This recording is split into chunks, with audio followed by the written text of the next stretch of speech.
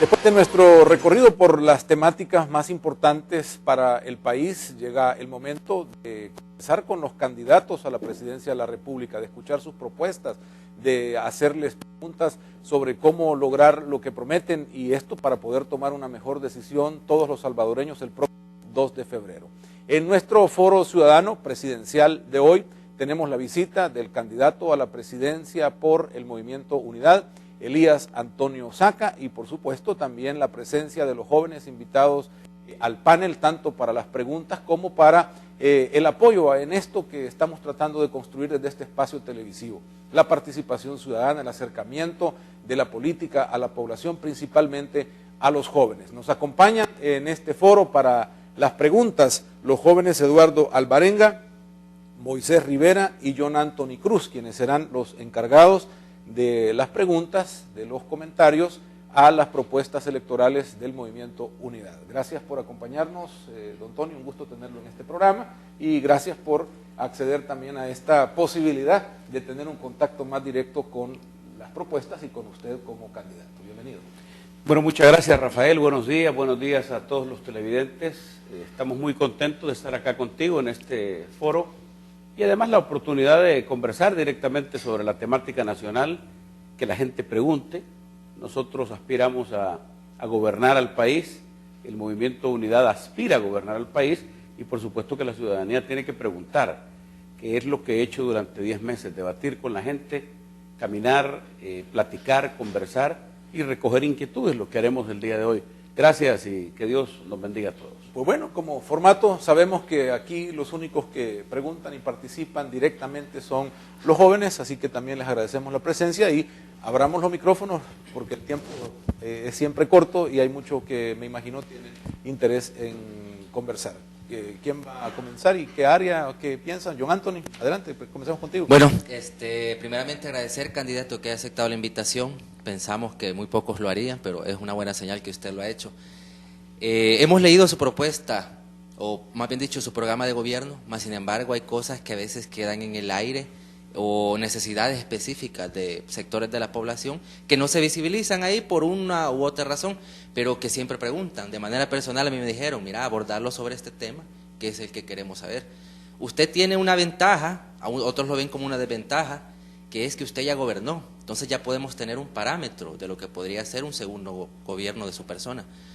En su primer gobierno, usted tuvo la oportunidad de pasar a la historia, pero no lo hizo, sus razones habrá tenido, por tocar un tema fundamental o temas fundamentales, tabúes en nuestra sociedad, y principalmente para las juventudes organizadas, que a veces tenemos banderas de lucha que son diversas. Ya la juventud pues no es aquella juventud conservadora, y su gobierno tuvo un tinte conservador al negarse ratificar la Convención Iberoamericana de Derechos de las Juventudes, que para muchas juventudes era un sueño, porque ahí se ventilaba, por ejemplo, los derechos sexuales y reproductivos, derechos que aglutinan a aquella población joven cuya preferencia sexual o por cuya preferencia sexual se ven discriminados en El Salvador. Entonces ellos me decían, mira, abordarlo sobre este tema. En su primer gobierno nos dio un espaldarazo, no quiso ratificar la convención por temas morales. Entonces, ¿qué va a pasar en un segundo gobierno? ¿Qué esperarían esos jóvenes que tienen esa bandera de lucha? Por ejemplo, derechos sexuales reproductivos, diversidad sexual. ¿Deben votar por usted nuevamente? ¿O esperaríamos un gobierno conservador de su parte? Yo creo que los jóvenes en el país deben votar por Tony Saca por diferentes razones. Y una es que el impulso a los temas de juventud fueron enormes en el gobierno nuestro. No solo con la creación de la Secretaría de la Juventud, no solo con la oportunidad de que el secretario de la Juventud estuviera en el gabinete, el impulso de muchas actividades juveniles, y como en todo gobierno hay muchas cosas que se hacen y no se hacen. Yo me he comprometido a revisar esta convención, apenas he ingresado a este foro, Moisés me ha entregado unas peticiones, las cuales he recibido para estudiarlas. Mira, en el tema de juventud hicimos muchísimas cosas. Primero visibilizamos a los jóvenes, les dimos una institución de altísimo nivel, que me parece que perdió fuerza. La Secretaría de la Juventud estaba a la par, porque solo tiene un secretario, tiene de jefe al presidente. Y creo que debemos darle toda la fuerza a la institucionalidad que maneja el tema de la juventud. Ahora, sobre lo que tú me preguntas, yo con gusto, en primer lugar, respeto todas las opiniones, respeto las preferencias. Creo que este país es un país diverso y debemos nosotros tener absolutamente claro que todos cabemos y debemos respetarnos. Yo voy a revisar esta convención con mucho gusto.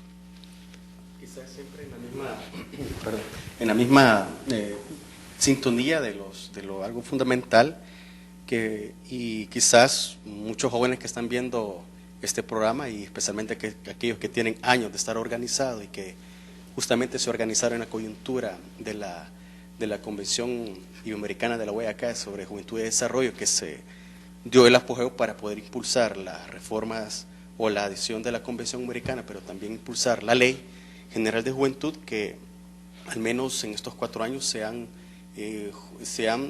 jurisprudenciado, se han establecido legalmente los derechos a través de políticas, de leyes, de marcos muy específicos. En esta línea, expresidente, al menos muchas juventudes tienen sobre esas inquietudes, ¿verdad? Existe una ley de juventud. Al menos hay un partido que está dentro de la coalición que no votó por la ley bajo una justificación de que la ley de juventud iba a ser inoperante porque carecía de financiamiento, ¿verdad? Que fue la justificación técnica porque ellos no votaron, no dieron su voto dentro de la Asamblea Legislativa. Ahora, en este espectro, que hay una propuesta de primer empleo, que es lo que más está, promocionando la parte del inglés, pero que dentro de la ley establecen ejes estratégicos, el tema del empleo, ¿verdad? El acceso a la educación. Entonces, ¿cómo podemos vincular estas propuestas a políticas de Estado?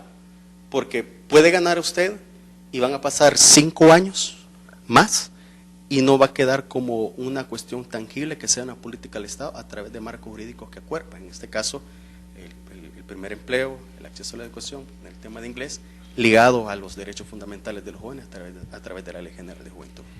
Bueno, Moisés, yo creo que he dado suficientes muestras en el plan de gobierno Avanza El Salvador de mi interés por el tema de la juventud. Es un tema amplio. Nuestro capítulo de juventud no solamente incluye el tema del empleo, que es fundamental, el primer empleo hablando inglés y el primer empleo tu oportunidad para jóvenes que nunca han trabajado, que no tienen experiencia y que el gobierno los absorberá durante 6 meses y en un arreglo especial con la empresa privada, ellos tendrán que contratarlos, por supuesto que esto no es obligatorio, tendrán que contratarlos en el 7º mes. ¿Qué pretendemos con esto? Es que el joven comience a trabajar y sobre todo pueda trabajar y entrenarse en las diferentes empresas y de acuerdo a su vocación. Hay leyes que se han aprobado, hay obligaciones que el Estado tiene y que nosotros vamos a cumplir, absolutamente. Yo te quiero decir que efectivamente en el tema de presupuestos, Moisés, casi nunca todo el mundo está satisfecho, siempre hay problemas. Yo recorrí anoche la colonia Miramonte, platicaba con la gente y me hablaban de las pensiones, y me hablaban de las pensiones del INFA, y me hablaban de otro tema, hablé con los jóvenes, y me decían, yo ya puedo hablar inglés, y le decía yo, bueno, ya calificás para el primer empleo, que es el que estamos proponiendo, o yo puedo hablar francés. Me encontré con varios muchachos, y les dije que el capítulo de Avanza El Salvador incluye no solamente crédito, incluye una tarjeta especial para los jóvenes emprendedores e incluye estos programas que tú has destacado. Ahora, lo del presupuesto, tienes toda la razón del mundo. Casi ninguna institución, sobre todo las nuevas que se han creado, tienen los presupuestos, digamos el presupuesto ideal para su funcionamiento, el presupuesto con el que puedas desarrollar todos y cada uno de los programas. Siempre falta, porque nuestro problema fiscal en los últimos años ha sido complicado, pero yo creo que haciendo ajustes, haciendo revisiones, quitándole la grasa al presupuesto, en cosas que no son importantes, que no son trascendentales para el país y que sí podemos invertirlas en el instituto o en la institucionalidad que vamos a tener para manejar el tema de la juventud, yo sí creo que hay que revisar ese presupuesto. ¿Cómo sería vinculante en esta parte justamente el presupuesto, ¿verdad? Porque hay instituciones que conforman el Instituto de Juventud, el INJUVE, tienen presupuesto asignado bajo proyectos o programas específicos de jóvenes en esa parte, pero no existe un presupuesto digno a que el instituto sea funcional en la administración. o en su funcionamiento. ¿Por qué incluso dentro de la Asamblea está una propuesta de reforma de Fodeportes? Crear un microimpuesto para que el funcionamiento del deporte pueda ser funcional como una política de Estado. O sea, cómo financiarlo, las propuestas del primer empleo, del inglés, a través de esos rubros. Es que en primer lugar, el problema es la dispersión del presupuesto. O sea, si tú tienes, no sé exactamente el número de ministerios, pero es una cantidad enorme de instituciones que integran el INJUVE. Y si cada una tiene un presupuesto para temas juveniles, para temas de juventud, hombre, reunámonos en uno solo, y para eso es el instituto. Nosotros estamos pensando elevar a rango ministerial el deporte y la juventud. Y para eso, además del presupuesto que pueda tener el INDES, además del presupuesto que pueda tener el INJUVE, hay que revisar a todas las instituciones del Estado, a todos los ministerios que tienen alguna canalización de recursos para la juventud y ponerlos donde corresponda. Nosotros tenemos que darle a la juventud rango, presencia de un ministro o viceministro que se encargue de este tema y darle presupuesto. Por supuesto, yo estoy totalmente de acuerdo contigo, que tiene que hacer un presupuesto para la juventud en un ministerio cuando tenemos ya una institución o un ministerio o viceministerio que sin necesidad de gastar ni aumentar nuestra carga, sino que ya están instalados esta parte burocrática del Estado, pues aprovecharlo. Bueno, yo quiero que conversemos un poco sobre la transparencia y el acceso a la información pública. Durante su gestión del 2004 al 2009, específicamente el 15 de noviembre del año 2006, en Guatemala usted suscribió como presidente de la República la Declaración de Guatemala para una región libre de corrupción, en cuyos acuerdos encontramos en el segundo proponer y promover la aprobación en los países que aún no se ha hecho de un marco regulatorio que garantice el libre acceso ciudadano a la información pública en poder del Estado. Bajo este orden de ideas, cuando usted volvió de esta convención, de esta reunión de presidentes de Centroamérica, se le abordó por parte de los periodistas y fue retomado por distintos medios cuál era su valoración sobre el impulso que había de las propuestas de ley de acceso a la información pública y transparencia, tanto por parte del grupo promotor como por parte del FMLN. Su respuesta era clara y la recuerdo perfectamente, en tanto manifestaba que no era necesaria una ley de acceso a la información pública y transparencia. Eso durante su gestión del 2004 al 2009. Ahora, el 9 de diciembre del presente año, en atención al Día Internacional contra la Corrupción, fue convocado por parte del Instituto de Acceso a la Información Pública y usted manifestó que estaba de acuerdo con la aplicación de la Ley de Acceso a la Información Pública y Transparencia y de hecho proponía subir la Subsecretaría de Transparencia y Anticorrupción a grado de Secretaría de Estado. Bajo ese orden de ideas, ¿qué ha cambiado en Elías Antonio Saca en su gestión presidencial 2004 al 2009 para que ahora sí vea como algo favorable el acceso a la información pública y la transparencia y durante su gestión consideraba que no era algo necesario? Bueno, yo nunca he considerado definitivamente que la transparencia o el combate a la corrupción no sea importante en un gobierno. De hecho, la apertura, la libertad de expresión y la oportunidad que tienen los medios de comunicación de tener información abundante de parte del gobierno. Nuestro gobierno fue un gobierno de mucha información. En aquel momento comenzábamos a elaborar el tema de la ética gubernamental.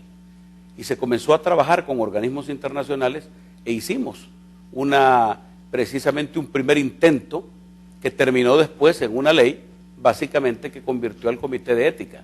Ya te estoy hablando ya durante mi periodo. Yo creo que la ley de acceso a la información es importante en el país, es fundamental en el país y lo que tenemos que hacer es cumplirla. Es una ley de la República y no solo cumplirla porque es ley, sino por propia convicción. Yo creo que las cosas han avanzado. ¿Qué cambió de aquella época a esta? Han cambiado la presión ciudadana, ha cambiado la necesidad de que el pueblo salvadoreño esté debidamente informado, ha cambiado que ahora hay más acceso a la información, más medios de comunicación, más oportunidades para enterarse de las cosas. Así es que yo reitero mi voluntad del combate a la corrupción, reitero mi voluntad del acceso a toda la información, salvo la que esté reservada por razones de inteligencia y otras que ya establece la ley. Pero en términos generales, yo creo que todos los temas que maneja el Ejecutivo en los ministerios, en la inversión pública, deben ser parte de una información total y abierta. Candidato, sabemos de su salida del partido con el cual usted gobernó la última vez. Mi pregunta es, y bueno, realmente acá se hacen preguntas que salen fuera del contexto quizás de lo que hacen los periodistas comunes y corrientes, porque nosotros somos ciudadanos. Entonces la ciudadanía a veces tiene preguntas que no están a veces en ese marco. Entonces, por ejemplo, yo quisiera preguntarle a usted qué hubiera pasado si Rodrigo Ávila hubiera ganado las elecciones y usted hubiera continuado en Arena, y toda esta información acerca de casos de corrupción que mal o bien probados, pero han existido. Por ejemplo, está involucrada quien fue su vicepresidenta, la diputada Ana Vilma de Escobar. ¿Qué hubiera pasado si Rodrigo Ávila gana la presidencia y Tony Saca hubiera continuado en Arena? ¿Hubiera usted hecho algo porque se investigaran estos casos, como se está haciendo? Por supuesto que yo celebro las investigaciones que se hacen en el país. Yo creo, y si tú revisas en la historia, hay varios gobiernos cuyos ministros han sido llevados a la justicia. Algunos han sido condenados, otros no han sido condenados. Yo creo que es importante las investigaciones. El presidente de la República es el conductor de la nave del Ejecutivo y cada ministro es responsable. Por supuesto que yo celebro que se lleven las investigaciones y te puedo asegurar que también si estuviera al tanto de cualquier irregularidad, anomalía existente, yo sería el primero en denunciarlo.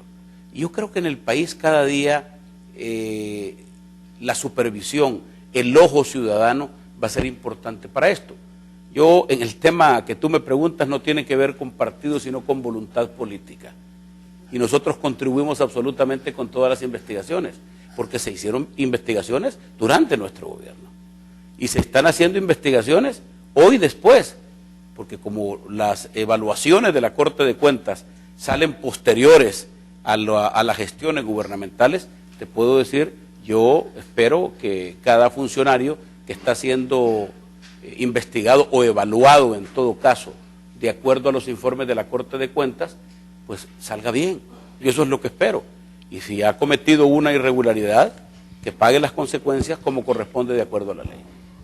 Y en esta línea también hablando un poco de seguridad, ¿verdad? Que quieras o no, dentro de todos los informes de organismos internacionales relacionados a este punto, seguridad ciudadana, la parte de la seguridad pública, justamente su periodo fue que la tasa de homicidio, la evolución de los grupos que están al margen de la ley, pues tuvieron una connotación sumamente más de lo que están, más de cómo iniciaron estos grupos. Yo me acuerdo hace 10 años quizás exactamente cuando hablaba de su propuesta País Seguro, que iba a convertir El Salvador en el país más seguro de toda Latinoamérica, ¿verdad?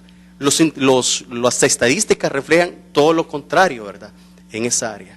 Entonces mi pregunta va encaminada a la parte de prevención.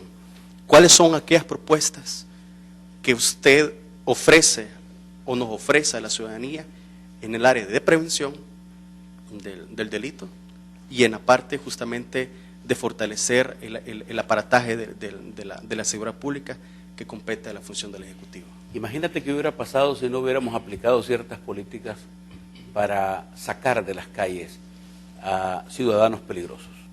El tema de las pandillas, por ejemplo, no es un tema que lo vas a resolver en un mes o en 100 días. Yo me presenté en foros internacionales en donde dije, miren, el tema de las pandillas, el tema de los hogares disfuncionales, el tema de la falta de oportunidades, la falta de inversión para toda esta gente, nos va a provocar un problema largo y una solución larga. El que habla de que va a acabar con la delincuencia en 100 días está prácticamente mintiéndole al país. Yo lo que te quiero decir es que ni con treguas se resuelve el problema, mucho menos se resuelve desatando un baño de sangre en las calles o amenazando con meter preso a todo mundo. Yo sí creo que la gente que comete delitos debe ir a la cárcel. Debemos ser contundentes en el combate de la delincuencia. Ahora, tú hablabas de varios puntos que están incluidos en nuestra propuesta de seguridad. El punto principal de la propuesta de seguridad es la prevención. Y en la prevención estoy hablando de inversión en los municipios donde hay violencia. Estoy hablando de un presupuesto importante para la prevención. trabajar de la mano con las alcaldías, con las ciudades donde hay no solamente mareros, sino que donde hay problemas. El problema de la delincuencia, la gente lo está viviendo en los buses, lo está viviendo en la calle, y tú tienes que tener inteligencia policial, inteligencia del Estado, tienes que invertir en la parte social. Y yo creo que el tema de la seguridad, cuando tú hablas de prevención, debemos verlo como una oportunidad para que otra gente no caiga en este problema. Justamente dentro de ese, perdón que lo interrumpa, no se aborda el tema del sistema penitenciario en sí. Es cierto, desarticuló y metió a muchos jóvenes que habían optado un estilo de vida al margen de la ley, pero que colapsaron el sistema. En su gestión. Es que una cosa te lleva a la otra, Moisés.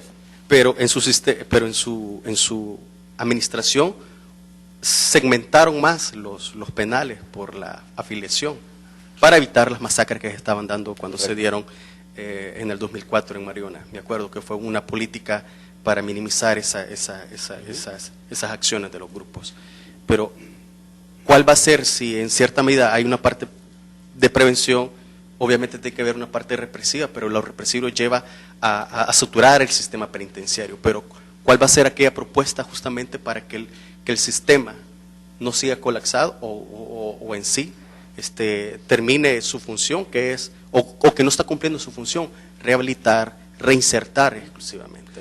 Tienes que hacer cambios efectivamente en la prevención, tienes que hacer cambios en la reinserción. Hay muchas personas a las que hay que extenderles la mano, porque si en este país solo estamos hablando de violencia, solo estamos hablando, porque la violencia no la vas a combatir con violencia, no es sacar toda la fuerza pública a la calle y dedicarnos a capturar a todo el mundo. Tenemos colapsado el sistema de prisiones en un 300%. Tenemos que aumentar la capacidad del sistema de pensiones, no porque tengamos el objetivo por supuesto, a la cárcel hay que llevar al que cometa un delito, pero sí es importante que las cárceles se conviertan en centros de transformación de la persona. Y eso no está pasando, porque tenemos un fenómeno de pandillas complicado. Se tuvo que separar las pandillas para evitar las masacres y los problemas que hay.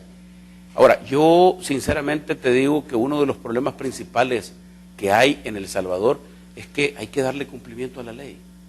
Fíjate que ni estoy a favor de una tregua, porque a mí me hubiera encantado que la tregua hubiera sido con la ciudadanía honrada. A mí me hubiera gustado que la tregua hubiera sido para bajar las extorsiones. A mí me hubiera gustado que la tregua hubiera sido para bajar los robos, asaltos y por supuesto violaciones. No solo se trata de hacer una tregua táctica para hacer crecer a los grupos que están al margen de la ley.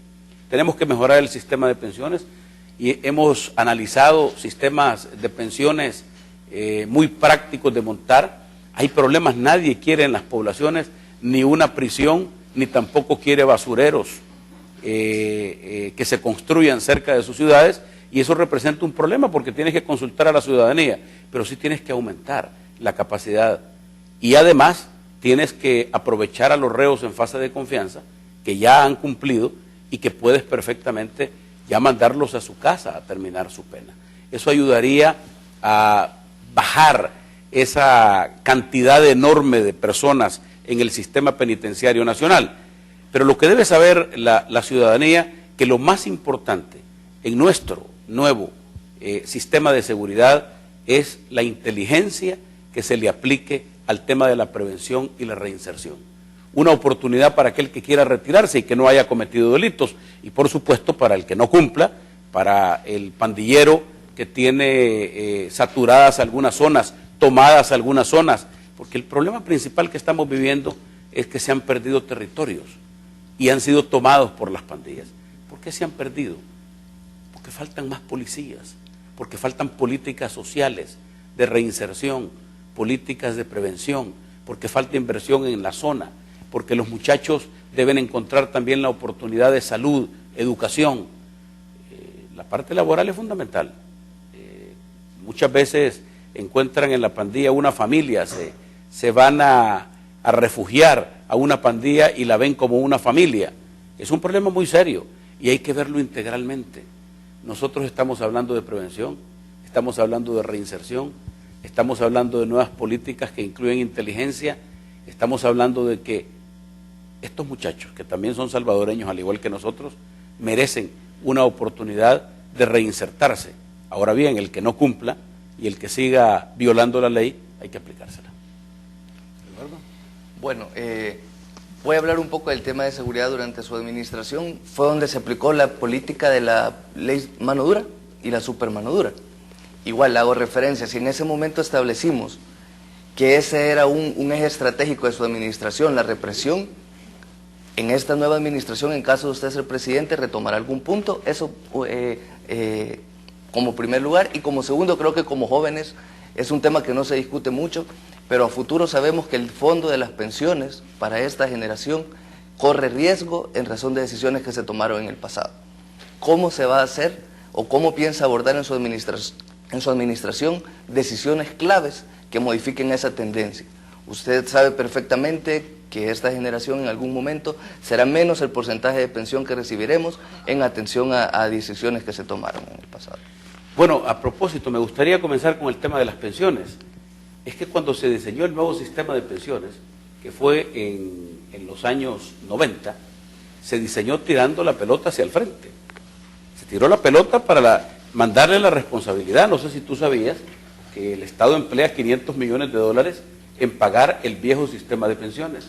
Y estamos llegando exactamente al 2017, cuando vamos a tener los primeros retirados del nuevo sistema de pensiones. Es la gente que tenía mayor edad y se metió al sistema de pensiones nuevo. ¿Qué es lo que está sucediendo? Que en el año 2017 el costo previsional, el tema fiscal andará cerca de los 1.000 millones. Y no tiene que ver con decisiones tomadas por nuestro gobierno. Nosotros tomamos una decisión del decreto 100 porque mucha gente que estaba en el viejo sistema y se pasó al nuevo sistema, se dieron cuenta que lo que iban a recibir era el 30 o el 35% de lo que les correspondería en su retiro. Y lo que hicimos por justicia es resolver ese problema, que a lo mejor no se entendió a la hora de trasladarse al nuevo sistema, pero que nosotros lo resolvimos en ese decreto. Un decreto que pedimos a la Asamblea y que sancioné como presidente de la República. Algunos dicen, bueno, eso significó más dinero para el Estado, significó justicia para miles de personas que estaban prácticamente, eran más de 100,000 personas, que estaban prácticamente en esta situación. Mire, el tema de las pensiones tiene que ver con algo fundamental. Primero hay que establecer que el viejo sistema de pensiones hay que pagarlo. Y lo van a pagar, lo vamos a pagar todos los salvadoreños. Los próximos 8 presidentes de la República vamos a pagar el viejo sistema. Pero inmediatamente te viene el pago del nuevo sistema, de los primeros retirados del nuevo sistema de pensiones. La solución a todo esto es el crecimiento económico. No hay otro. Primero la rentabilidad de las pensiones, el crecimiento económico del país, que eso es fundamental, porque todo, aquí Moisés me hablaba del aumento del presupuesto para INJUVE y perfectamente me pueden hablar del aumento del presupuesto para educación, el aumento del presupuesto para salud. Yo creo que el eje principal que nos debe preocupar es cómo echar a andar la maquinaria económica del país. Y nosotros tenemos un plan completo. Te quiero recordar que en el año 2004 la economía crecía cerca del 2%, 2 y pico por ciento. Era muy parecido al crecimiento, un poquito mayor al crecimiento actual. Si en El Salvador, con un crecimiento del 1.6% del Producto Interno Bruto, estamos recaudando 3.900 millones de dólares, recaudación tributaria, ingresos tributarios, imagínate qué pasaría si crecemos. Crecemos arriba del 2%. Si no crecemos arriba del 2%, no vamos a poder pagar todos los programas sociales, el tema de las pensiones y el servicio de la deuda. A mí, el endeudamiento nacional creciente que hemos tenido, definitivamente no me preocuparía tanto si crece la economía. ¿Y cómo va a crecer la economía? Si el resto de Centroamérica está creciendo, hay que implementar, hay que apostar, hay que ponerle norte a la economía, hacia dónde, cuáles son los ejes estratégicos. Y para eso yo pretendo planificar, yo pretendo volver al Ministerio de Planificación, porque uno de los problemas que tiene El Salvador es que se dejó de planificar. ¿A qué me refiero con planificar? Vamos a crecer económicamente, tenemos energía eléctrica para sustentar el crecimiento económico, ¿A qué me refiero con planificación? ¿A qué sectores estratégicos le vamos a apostar? Como lo hicimos en el 2004. Comenzamos a crecer, 2005, 2006, 2007. Quisiera recordarte que el presupuesto nuestro, pagando las pensiones incluso, no necesitó endeudamiento. Nuestro mayor crecimiento fue en el año 2007. Crecimos al 4.7%, que ha sido el más alto crecimiento de los últimos 15 años. ¿Y por qué se dio eso? Se dio porque habían políticas claras, reglas del juego, le apostamos al turismo, le apostamos a la educación fuertemente, le apostamos al agro, le apostamos a la parte estratégica aeronáutica, le apostamos a la logística, y todo esto dio resultados. Ahora imagínate con la parte impositiva creciendo arriba del 2%, creciendo a lo mejor 2,5%, 3%, paulatinamente, hasta llevarlo de nuevo a casi el 5% y ojalá sostener un 6% de crecimiento a largo plazo, nosotros podríamos pagar todos nuestros compromisos, incluyendo el tema de las pensiones. Y retomando el tema de seguridad, ¿cuál es la lección aprendida que usted tiene de la implementación de la política de la mano dura y la supermano dura? Bueno, la ventaja de haber sido presidente de la República es la experiencia. Y en la experiencia incluyes también los errores que cometes, porque somos humanos y cometemos errores. Yo como presidente de la República creo, en aquel momento, desde el 2004 al 2009, creo que debimos apostarle a la prevención más, debimos apostarle a la reinserción y por supuesto, yo, como te digo, el problema es el cumplimiento de la ley. Si hay leyes hay que cumplirlas. Y aquí si hay personas que quieren reinsertarse, van a tener la mano amiga para entrar al proyecto de reinsertarse a la vida laboral y a la vida educativa. ¿Cuál es el cambio? Bueno, tú aprendes de las cosas que se van dando en el país. El cambio es permanente. La forma de enfrentar la delincuencia no es ni con treguas, ni hablar que en 100 días vamos a acabar con las pandillas, porque eso es anunciarle una guerra al país, eso es anunciarle violencia al país. Hay que tener un sistema de inteligencia, hay que tener un sistema de inversión en los sitios donde hay pandillas, y yo te puedo asegurar que este sistema, que es a largo plazo, dará resultados, porque el tema de la seguridad no es un tema solamente del presidente, es un tema de todos los sectores. La relación con la fiscalía, la relación con los tribunales, es un tema de presupuesto. Te quiero recordar que hicimos la inversión más alta en seguridad en aquel momento. Hicimos el fideicomiso para la seguridad y la educación. Le invertimos $200 millones al Plan 2021. Le invertimos 150 millones al tema de seguridad, entre patrullas, entre uniformes, entre mejorar, le pusimos el escalafón a la Policía Nacional Civil que no lo tenía. Hicimos una inversión enorme, porque eso es importante, que el policía se sienta bien pagado, que el policía está arriesgando su vida. Y tenemos algo que a mí me parece fundamental, una policía que en términos generales, nacida de los acuerdos de paz, no es una policía corrupta en términos generales. No tenemos el problema de otros países vecinos, en donde el problema de la policía, de la corrupción interna de la policía, es muy grande.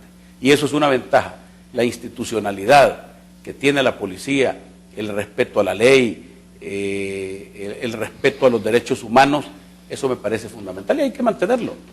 Vamos a hacer una pausa muy breve, enseguida estamos para la siguiente parte de este foro ciudadano presidencial. Habrá oportunidad de más preguntas de los jóvenes aquí presentes al candidato a la presidencia, Elías Antonio Saca, candidato por el Movimiento Unidad. Enseguida regresamos.